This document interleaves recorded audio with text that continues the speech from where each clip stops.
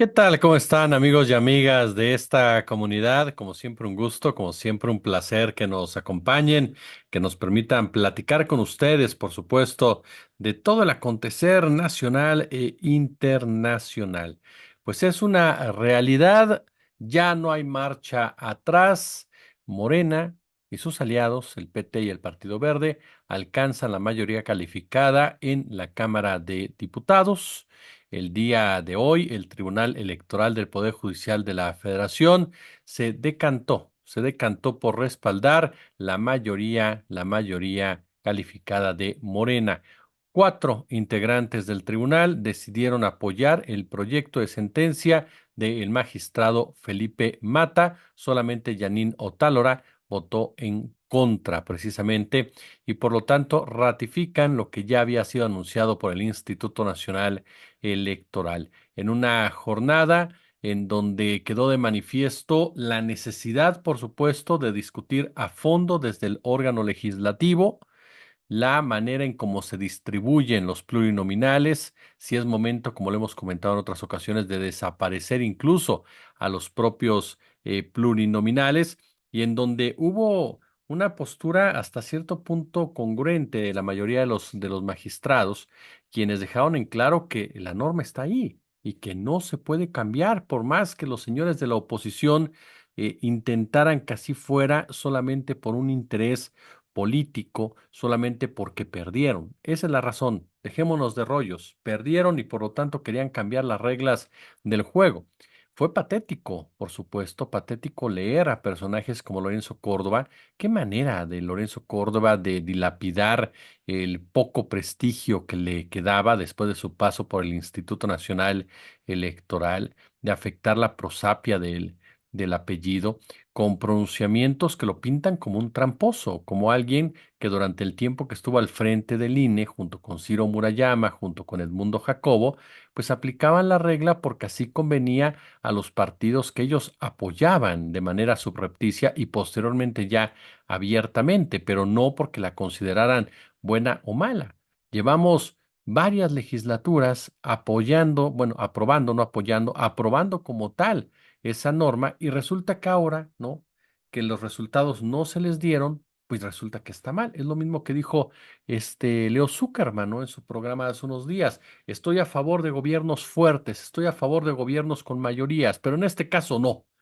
No, pues no puedes estar a favor de gobiernos fuertes en unas cosas y para otras no, porque entonces quiere decir que no estás a favor de gobiernos fuertes o gobiernos de mayorías, estás a favor de ciertos partidos políticos y te da vergüenza decirlo.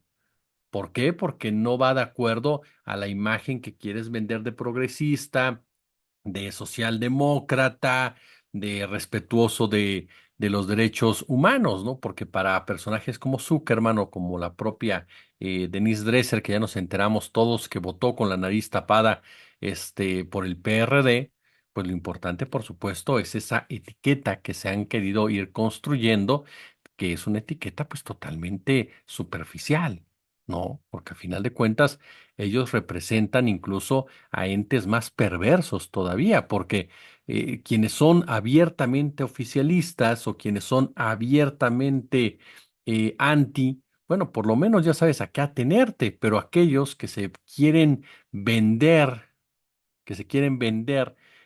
como una crítica independiente, cuando en realidad son los mayores promotores de los intereses de poderes fácticos, particularmente el económico, pues resultan ser gente sin ningún tipo de moral, sin ningún tipo de principio, sin ningún tipo de congruencia. Pero bueno, la realidad es esa. Ya Morena alcanza la mayoría calificada en la Cámara de Diputados, dictaminado por el Tribunal Electoral del Poder Judicial de la Federación, que tuvo que analizar y checar más de 8,000 impugnaciones presentadas por la oposición, una estrategia desesperada, como lo que hemos estado viendo en las últimas horas, desde esta intención de Norma Piña y Marco Cortés de dar un golpe de Estado técnico, hasta pronunciamientos verdaderamente inverosímiles, pronunciamientos que a mí ya me hacen dudar de la salud mental de sus protagonistas en algunos casos. En otros yo no lo tomaría simplemente a broma. ¿Por qué razón? Porque nos muestran a personajes radicalizados, a personajes capaces de cualquier cosa con tal de imponer su punto de vista, como son en realidad los conservadores y sus fanáticos. Esos conservadores que no aceptan, por supuesto, la derrota. ¿Por qué? Porque la derecha nunca será democrática, dejémoslo claro. La derecha en la historia de la humanidad jamás ha sido promotora de derechos humanos como esencia, jamás ha sido promotora de las democracias como tales. Siempre ha buscado la manera, por supuesto, de que las oligarquías, de que las élites dictaminen los derroteros. Y por eso son las luchas de clases, y por eso son los enfrentamientos, y por eso son las disputas. Por eso nace la izquierda y por eso está la izquierda en toda esta discusión. Porque la derecha, a final de cuentas, siempre tendrá ese comportamiento que va en contra incluso de la igualdad, en contra de que todos los seres humanos valen lo mismo. Por mucho que en su doctrina religiosa eso sea lo que enseñen, ellos no lo toman como tal.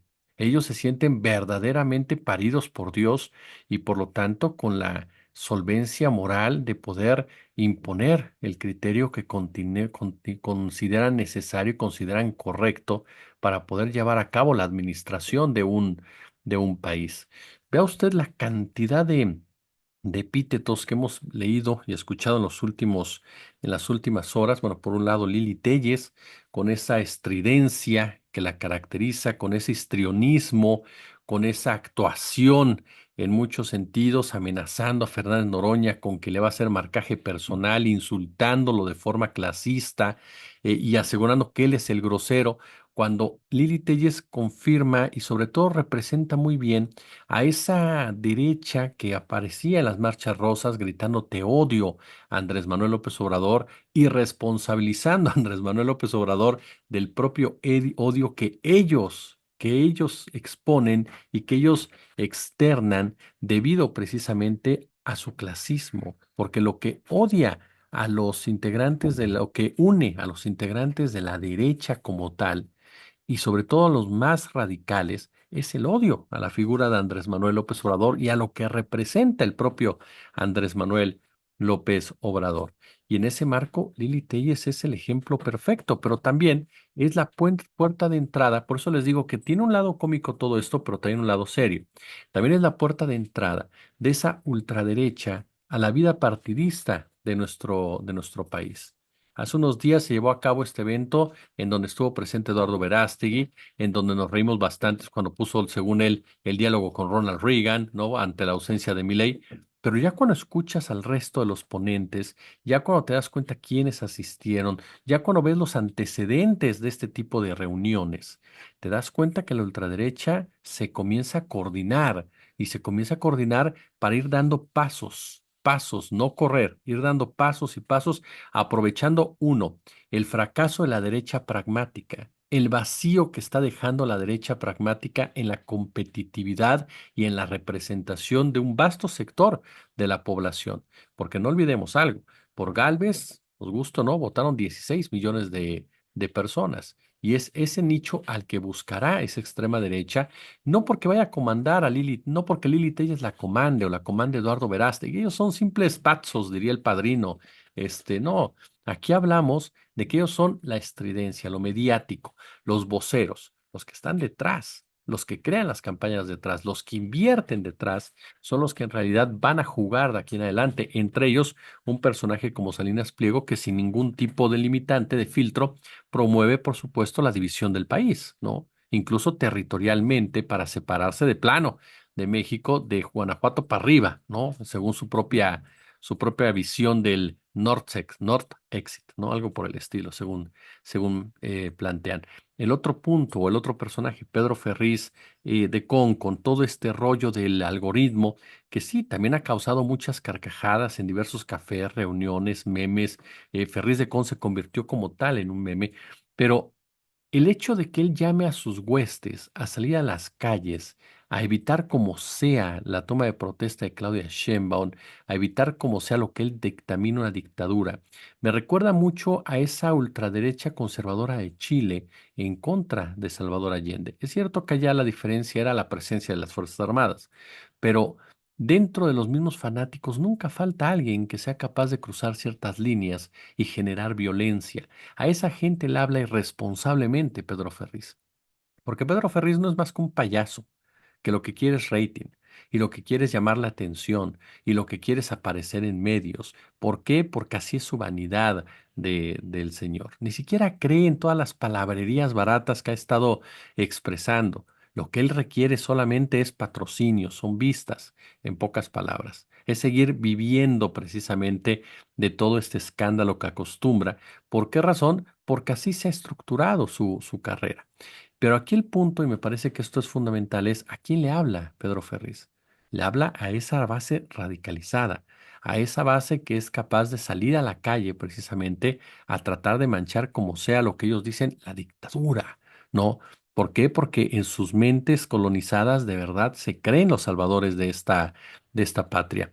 Y ahí llegamos a Guadalupe Acosta Naranjo. ¿Quién es Guadalupe Acosta Naranjo? ¿Qué autoridad moral tiene Guadalupe Acosta Naranjo? Esto por un lado. Tendría que pesar o tendría que importarnos lo que dice un personaje como Guadalupe Acosta Naranjo, emanado de la peor versión del PRD en toda su historia, como son los chuchos.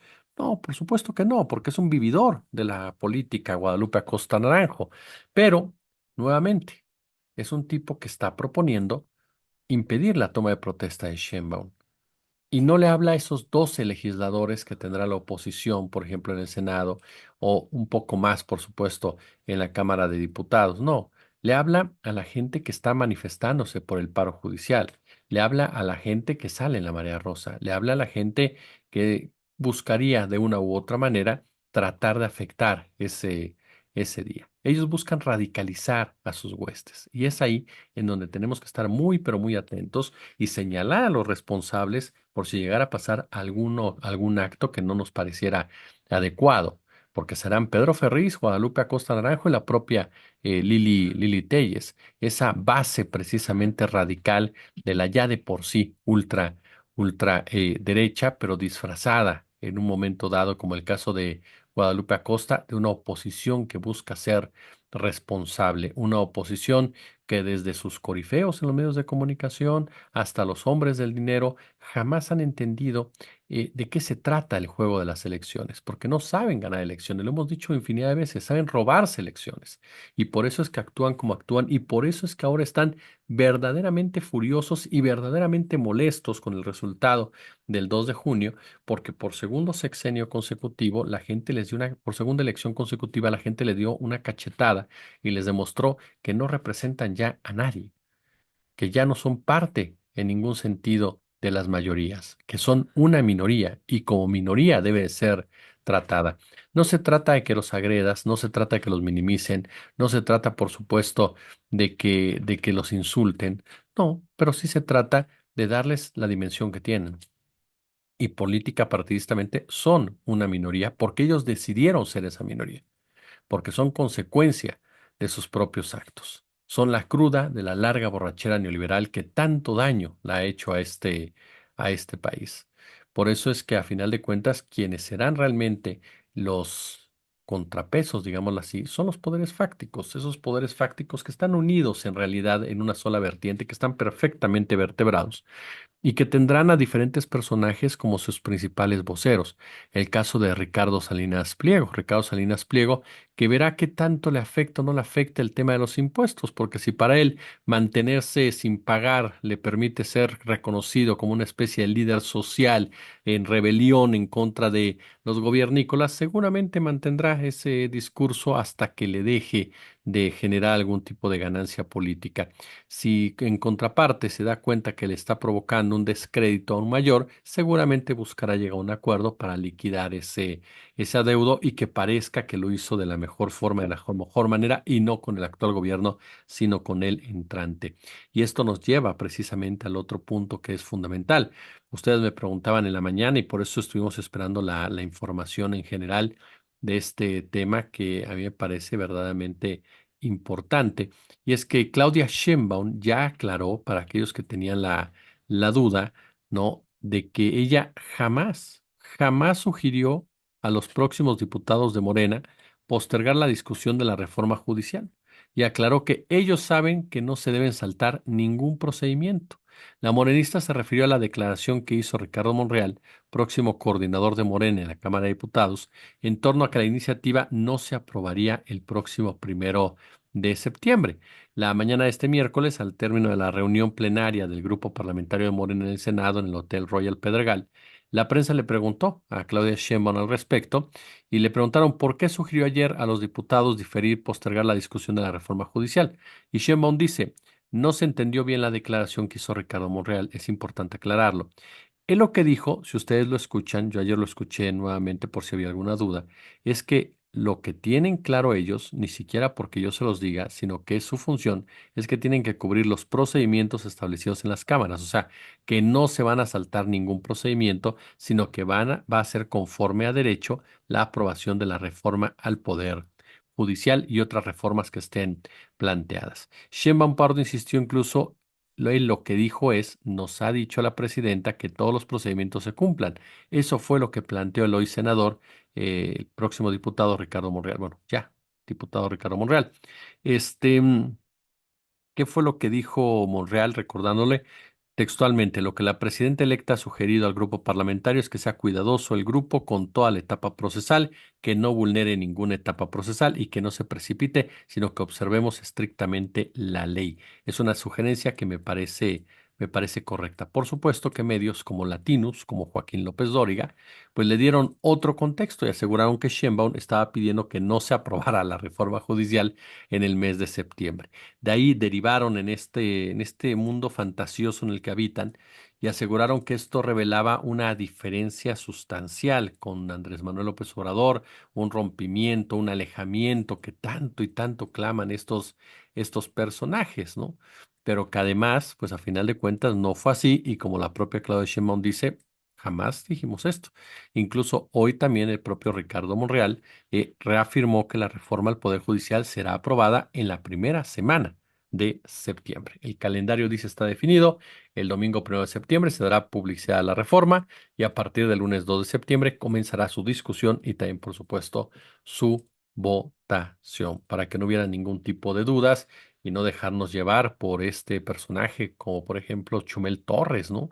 Que se aventó un posteo de época al decir, si esto fuera Star Wars, hay quienes seríamos la resistencia y quienes le aplauden a Palpatine, que es el senador que se vuelve un dictador, o Palpatine, ya no sé cómo se pronuncia, pero bueno, la resistencia siendo de derecha.